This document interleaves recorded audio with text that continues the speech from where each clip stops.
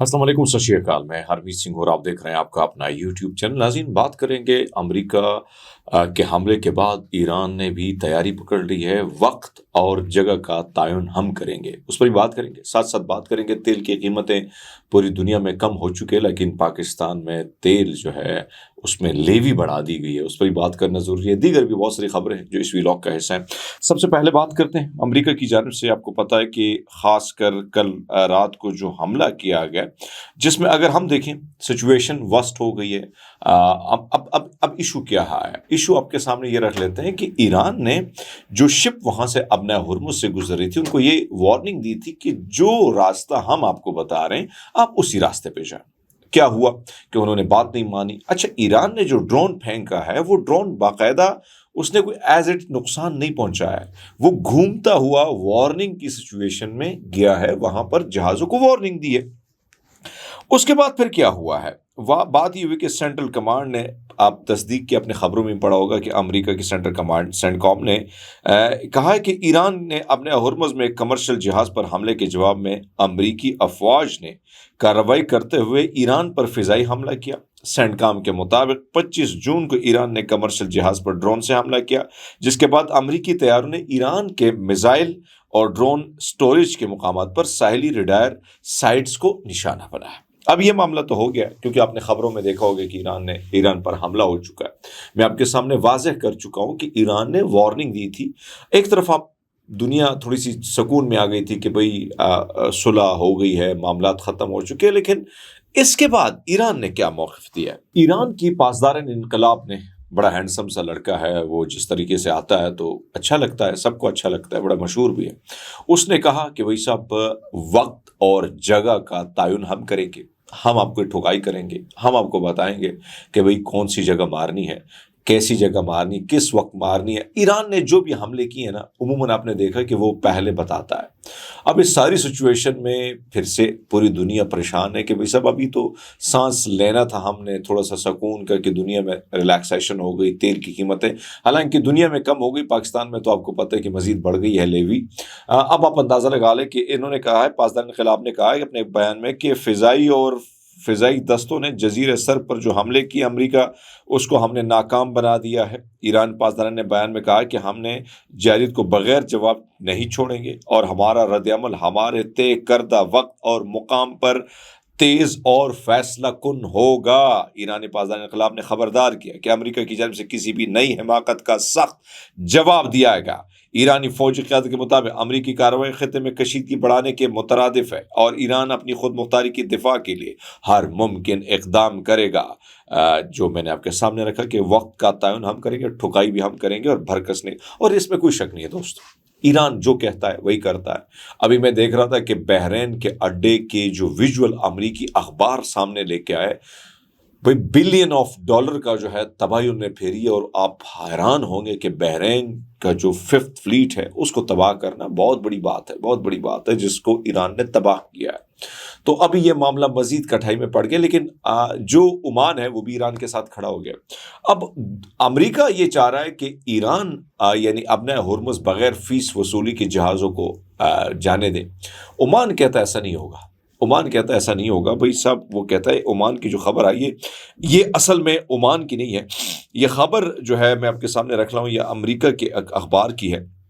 वो कहते हैं कि अमेरिका और खलीजी ममालिक की मुखालिफत के बावजूद ओमान का अपने हुर्मुज़ से गुजरने वाले जहाज से रकम वसूल करने का इंदिया।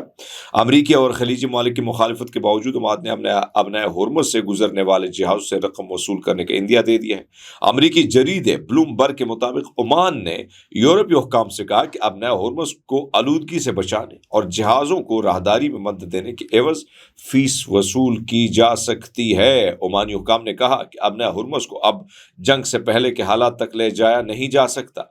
ओमानी हुक्काम का कहना है कि वो बैनुल-अक़वामी समुद्री कवानीन की हमेशा पाबंदी करेंगे, लेकिन अपने हुर्मुज़ को आलूदगी से पाक रखने और जहाज़ों को राहदारी में मदद देने के लिए ये वही बात है जो ईरान कर रहा है। तो ओमान भी डट गया है। दोनों ने फैसला कर रहा है कि भाई सब पैसे तो वसूल करेंगे, वैसे फ्री में कैसे जाने दें। दोस्तों, महमूद खान अचकज़ई ने ظاہری بات ہے وہ مسلسل ایکٹیو ہوتے ہیں، اور خاص کر عمران خان کے معاملے پہ جس طریقے سے اپوزیشن انہوں نے 2-3-4 دنوں میں ایک پریشر انہوں نے بلڈ کیا ہے۔ پاکستان تحریک انصاف کے اندر شدید اختلافات ہیں، میں آپ کو بار بار یہ بات کہہ رہا ہوں۔ پاکستان تحریک انصاف کی جو لیڈرشپ ہے یہ بڑی نکمی نکٹھو قسم کی ہے، اور میرے ذرا یہ بتاتے ہیں کہ یہ جماعت کے جو لوگ ہیں یہ محمود خان اچکزے اور علامہ راجہ ناصر عباس صاحب جو ہیں ان کے ارد گھیرا تنگ کرنے کی بھی کوشش کرتے ہیں، اور جب بھی کوئی ایسی چیز آتی ہے کوشش کرتے ہیں سوشل میڈیا کے تھرو کہ ان پر حملے بھی کیے جاتے ہیں۔ لیکن محمود خان اچکزے جو ہے یا علامہ راجہ ناصر عباس صاحب جو ہیں ان کو ڈائریکٹ عمران خان نے جو ہے چنا ہے، اور اگر ان سے تو کچھ ہو نہیں رہا ہے، آپس میں یہ لڑ رہے ہیں۔ اب معاملہ یہ ہے کہ ایک طرف تو خبر یہ آ رہی کہ عمران خان کی بیرسٹر سیف کے ساتھ ملاقات ہونے جا رہی ہے۔ اب اس سارے معاملے میں آپ کو پتا ہے کہ اسٹیبلشمنٹ بھی راستہ ڈھونڈ رہی ہے۔ آپ نے دیکھا کہ کشمیر میں کیسے انہوں نے پاکستان تحریک انصاف کو راہ دی کہ بھائی صاحب آپ الیکشن کے لیے ان کا بلہ اور وہ ساری چیزیں جو ہے دوبارہ ان کا نشان ان کو واپس دے دیا گیا۔ اس کی وجہ یہ تھی کہ ایکشن کمیٹی کے ساتھ جن کو پاکستانی حکومت نے کالعدم قرار دیا، کشمیر کی حکومت نے، ان کے ساتھ تحریک انصاف کے جو وہاں لیڈرشپ تھی وہ بیٹھی تھی، اور ان کو خوف تھا کہ اگر تحریک انصاف اور ایکشن کمیٹی ایک ہو جائیں تو یہ معاملہ بڑا خطرناک ہو جائے گا، ویسے بھی کشمیر میں حالات بڑے خراب ہیں۔ اب بیرسٹر سیف کے ساتھ تحریک انصاف بھی اس بات پہ راضی دکھائی دے رہی کہ ہماری تو ملاقاتیں نہیں کریں، لیکن ہمیں پتہ چلے کہ عمران خان کس حالت میں۔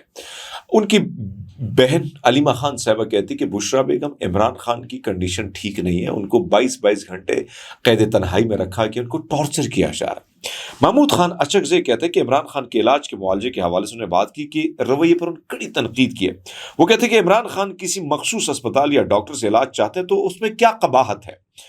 ایک قیدی کی صحت اور علاج کو انا کا مسئلہ کیوں بنا رکھا ہے؟ پی ٹی آئی کے اس مطالبے کی حمایت میں کرتا ہوں کہ خان صاحب کو ان کی پسند کے اسپتال منتقل کیا جائے۔ صدر ہوتے ہوئے زرداری سی ایم ایچ میں علاج کروانے سے انہوں نے انکار کیا۔ اس وقت کے army chief general Qamar Javed Bajwa Bilawal Bhutto کے اصرار کے باوجود زرداری اپنی ضد پر قائم رہے۔ زرداری کا موقف تھا کہ وہ اپنے نجی ڈاکٹر اور اپنے ہسپتال میں علاج کریں، تو پھر اس کا علاج کروایا گیا، آپ کو یاد ہوگا زرداری صاحب۔ وہ کہتے ہیں کہ ایک طرف تو یہ معاملہ ہے، دوسرے محمود خان اچکزے کہتے ہیں کہ بھائی صاحب ایک بندے سے آپ کو کیا مسئلہ ہے، آپ کیا انا آپ نے بنائی ہے؟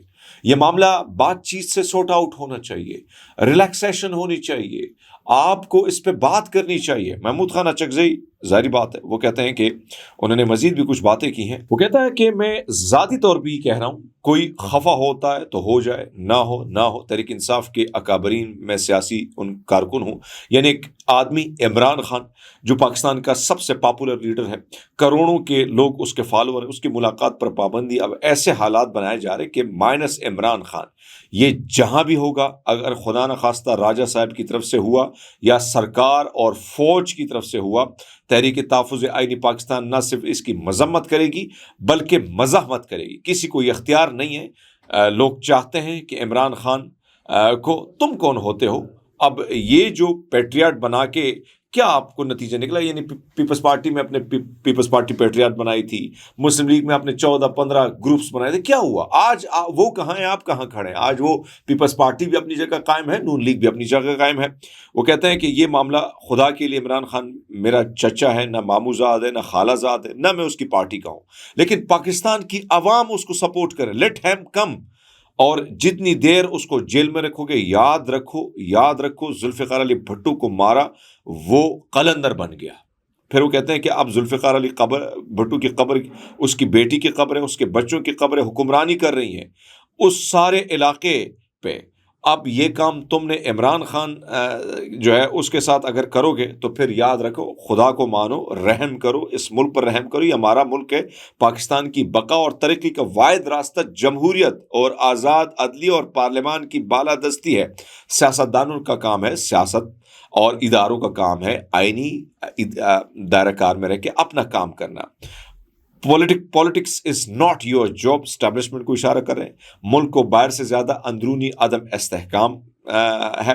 سعودی عرب میں مقیم یا دبئی میں مقیم وہاں کی ترقی میں اہم پاکستانی کردار ادا کرتے ہیں، تو انہیں اپنے ملک میں موقع کیوں نہیں ملتا؟ آئین کا راستہ روکنا اور ججز پر دباؤ ڈالنا ملک کی بنیاد پر حملے کا وہ ہے، یعنی مترادف ہے۔ محمود خان اچکزے نے عمران خان کے معالجے کے حوالے سے وہی باتیں کی جو بھائی صاحب وہ بار بار کہہ رہے ہیں، اور وہ کہتے ہیں کہ بھائی صاحب اگر مجھ پہ کوئی پی ٹی آئی والا تنقید کرتا ہے اور یا مائنس عمران خان ہوتا ہے تو ہم اس کی کڑی تنقید کریں گے اور مزاحمت کریں گے۔ دوستو اس وقت اگر میں پوری دنیا میں بات کروں، دنیا میں تقریباً میرے پاس جو اعداد و شمار آ رہے ہیں وہ آپ کو پتہ ہے کہ دنیا میں مارکیٹس کو اگر آپ دیکھیں، اس وقت پیٹرولیم مصنوعات عالمی مارکیٹ میں خام تیل کی جو قیمت ہے وہ $72 فی بیرل تک آ گئی ہے، مگر بدقسمتی سے بد نصیب پاکستانی عوام کو ریلیف نہیں مل رہا۔ اب مسئلہ کیا ہے؟ مسئلہ یہ ہے کہ لیوی سے جس طریقے سے انہوں نے ٹیکس اکٹھا کیا اور اس میں جو کرپشن کی ہے وہ بھی آپ کے سامنے ہے۔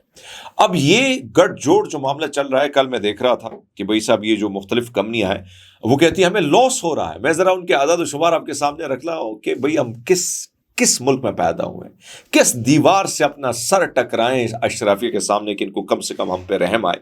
پاکستان کی oil marketing company OMCS refineries کا کہنا ہے کہ حکومت کی جانب سے پیٹرول اور ڈیزل کی قیمت میں اچانک بڑی کمی کے باعث انہیں مجموعی طور پر تقریباً 104 ارب روپے کا نقصان پہنچا ہے۔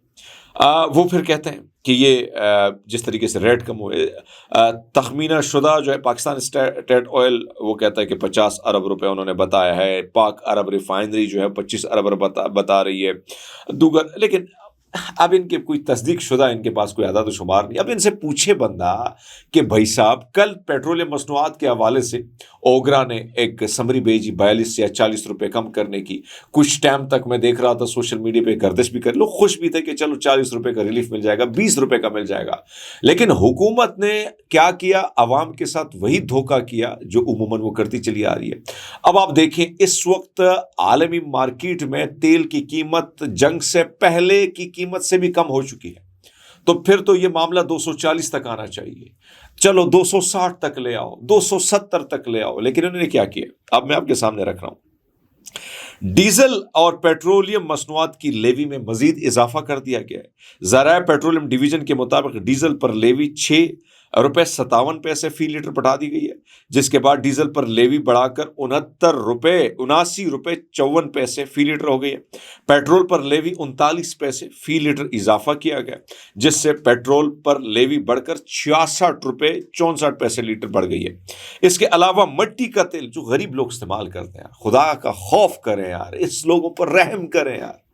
آپ کو تھوڑی بہت رحم نہیں ہے، تھوڑی بہت شرم تو آتی نہیں ہے؟ شرم آتی تو آپ اس حکومت میں نہ بیٹھتے، آپ کو تو بٹھایا گیا، لیکن اب نوچ کر جو آپ عوام کو کھا رہے ہو نا۔